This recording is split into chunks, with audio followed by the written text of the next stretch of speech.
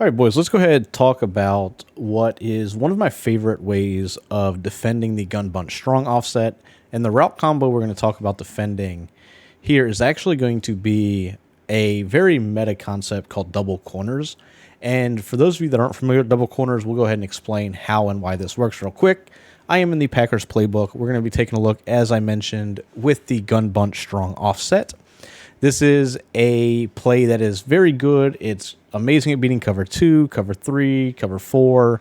It's really good at just beating everything, right? So let's go ahead and just kind of walk you through this. So the setup to this particular play that everybody runs is they put the slot receiver, the RB receiver if you're on Xbox, on a corner route. They will streak the tight end, and then they will either block the running back or leave him on his in route and drag the ISO receiver. So your play art looks like this normally, right?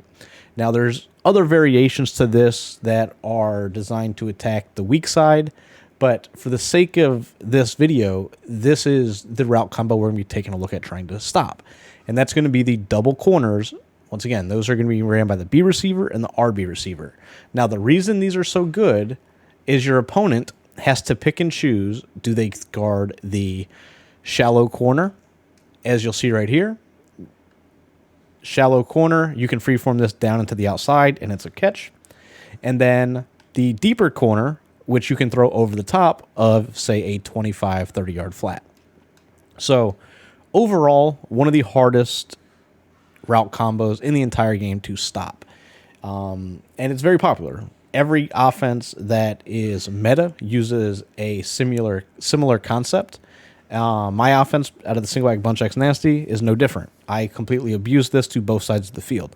So when talking about defending this particular route combo, let's go ahead and take a look at my preferred defense. Now, my preferred defense is once again out of the nickel 3-3 formation. I like using Tampa 2.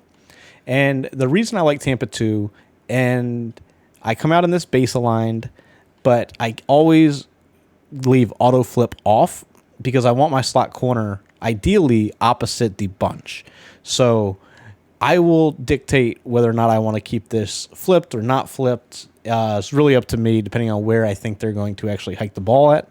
So in this example, the perfect ideal spot for me running this defense would be to keep my slot corner opposite the tight end and also opposite the running back, right? So it would look like this. So when you're looking at Tampa 2, I already mentioned that route combo kills cover 2. So you might be thinking, well, why is this actually good? So what we're going to be talking about is utilizing manning up these linebackers, right? The reason I like 3-3 as opposed to dollar, one of the reasons is because I have 3 linebackers that I can go ahead and man up any of these players on any 3 players I want. You know, I can user any 3 players or any of these 3 players, and it's not going to affect how this blitz essentially comes in. So with that being said, what I want to do is I want to mimic one of my blitz setups, whether it's pinching my D-line and spreading my linebackers, or simply pinching my linebackers and leaving it as is, right? So between those 2 looks, generally that's how my, blitzes are going to be coming in. So with that being said, how do you stop the corners? So the first thing you want to do is you want to go ahead and press your DBs. You then want to go ahead and take the middle linebacker and man him up on the slot receiver. And you want to take the outside linebacker and man him up on the B receiver. So it'll look like this. Now, when you do this, you want to also bring up your coverage adjustments. You do that by clicking Y, and then you will hit down on the right thumbstick, and then you'll do that again, once again, Y, and right on the right thumbstick. What that's going to do is you're going to shade underneath and outside. A lot of people still don't realize that you can go ahead and combine some of these if you want to shade over the top and inside, or in this case, underneath and outside.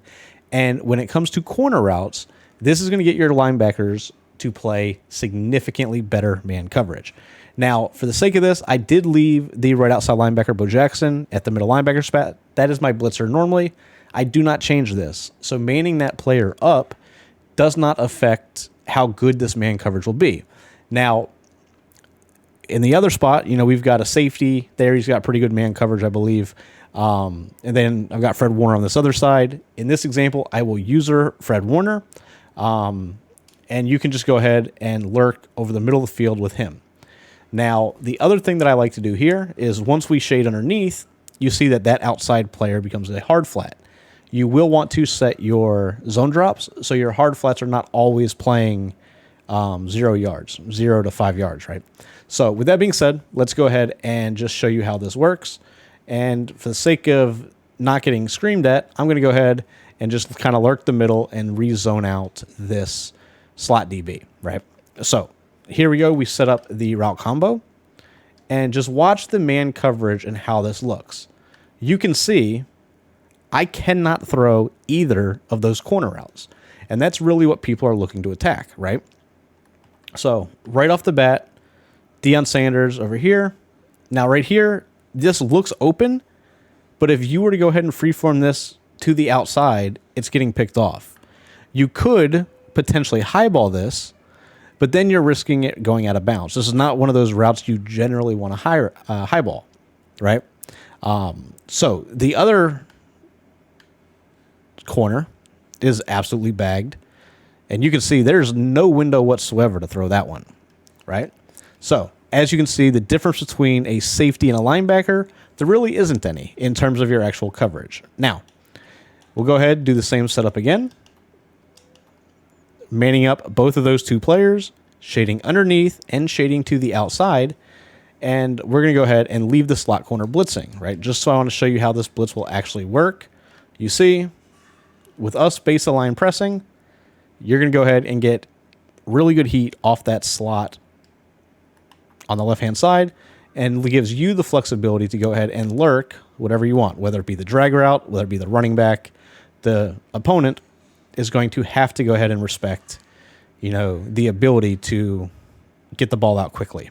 Now, once again, where this slot cornerback is coming in free, you can't throw this, and then the corner route right here is just getting mugged by everybody. It actually kind of opened up the outside guy to where you might have been able to fit that in there.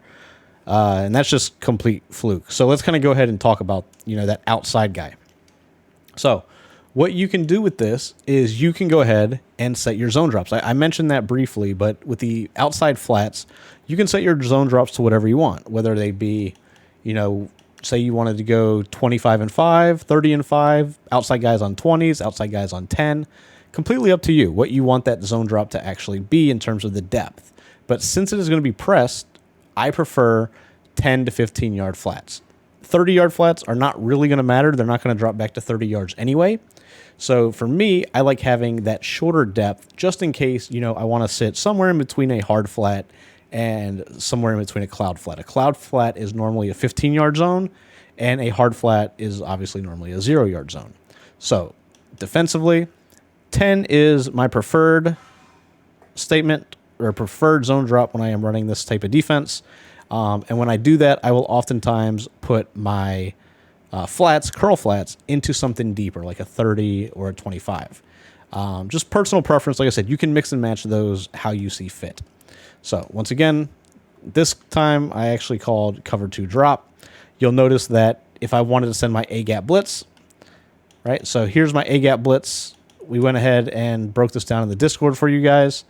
You can go ahead and set up the blitz if you want. You can shade down. You can shade to the outside.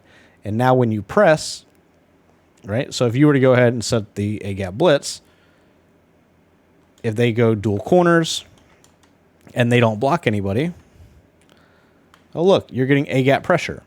But look at the coverage behind it, right? So once again, you're looking at this slot DB, or this linebacker that is man up on this slot. Literally nowhere you can throw this pass. Like, that's a pick no matter how you freeform, high ball. It's picked. There's no ifs, ands, or buts about it. Also, a 10-yard pressed flat is going to do a great job of sitting in that window to where you can't really throw that short corner either. So you may be thinking, well, can you possibly freeform highball that one to the like up and inside? Yeah, there's a very tiny window with a perfect freeform that you could do that. But to simply counter that, I drop that back into a 15-yard zone, right? I can put him, 15, or if I'm, that worried about it, I can put a 30, and it's gonna, drop back into that window. The reason I do like 10s is for people that like to spam the RPO on this as well, right? So a lot of people, they mix up the RPO, right? So we're going to go ahead, do the same thing. So we are good to go here. Now, as I mentioned, I've got that hard flat out there, and you can see, can't really do anything with that. Since it is baseline pressed, it's outside that guy, he's never going to react to the blocker. Like, the blockers are never going to dumb him out. So that's why I prefer 10s as opposed to dropping them back farther. As you can see, not really a window you can fit this in there. Like, you'll catch it, you might pick up a yard or two. Like, I fought, and I pick up 2 yards there, and I really fought the DB. So overall, that's how you go ahead and you stop a lot of this dual corner.